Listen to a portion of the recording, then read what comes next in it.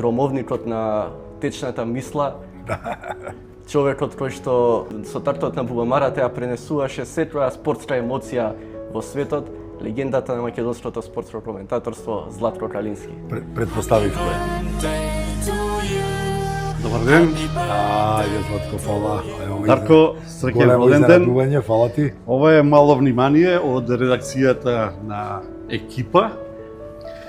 Мал обид да се исправи една голема непринципиелна неправда кон тебе во 1991 година, кога тие на непринципиелен начин што гласале, тоа невозможија да влезеш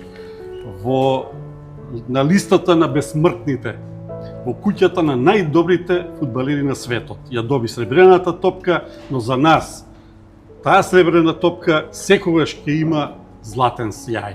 Фала, Златко. Ти го честитам роден денот. Сакам прво тебе, Златко, да те прашам за целата ситуација со златната топка и тоа што на крајот на Папен му е доделена, иако Панчев во тој период најдобар стрелец во Европа, златна копачка, најмногу голови, клучниот гол во финалето во Лигата на шампионите за Звезда.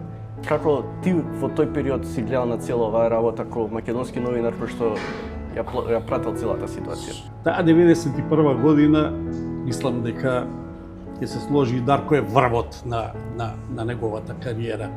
Тоа се бројки фантастични што ги оствари во таа 91 година. Како што рече, најдобар стрелец на Црвена звезда, најдобар стрелец на Југославија, шампион со Црвена звезда, европски првак, светски шампион. Тоа се само бројки, но Дарко е многу повеќе од тие бројки. Треба да се познава Дарко Панчев. Треба да се познава, да се запознае неговата личност, неговата големина, начинот на кој што во кариерата чекореше и начинот на кој што комуницираше. И затоа со чемер, верувам дека тоа е многу потешко кај Дарко, го примивме тој момент дека не е прогласен за најдобар играч на светот во 91 година. Јас само да имам обичај да читам во моите настапи, меѓутоа морам да прочитам еден текст од истакнат француски новинар на Франс Фудбал, Жан-Филип Ретакиев, кој што за Дарко Панчев вака напише. Дарко Панчев е најдобриот стрелец на Европа. Дарко Панчев беше главен играч, водечка палка на Црвена звезда, која дојде до европската и светската титула. Тој во 91-та година и централна фигура во пласманот на Југославија на европското првенство во 92-та.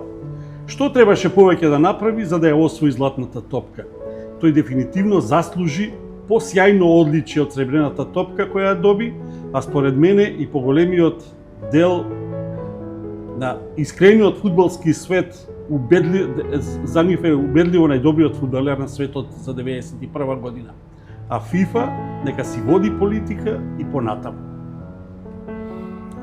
Мислам дека се е кажано. Да, ова е изусетно истакнат нивни. Истакнат и доаѓа од средината која што ја доделува. Да, која што доделува, да. Тоа е најважно. Тачно.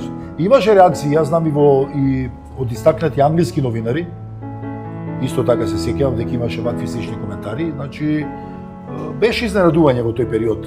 Сите они очекуваа дека пред се јас и можеби Савичевиќ, кои бевме некако, нели, најударни во тие успеси, сите цела Европа очекуваше дека еден од нас двајца пред се јас ќе освои златна топка.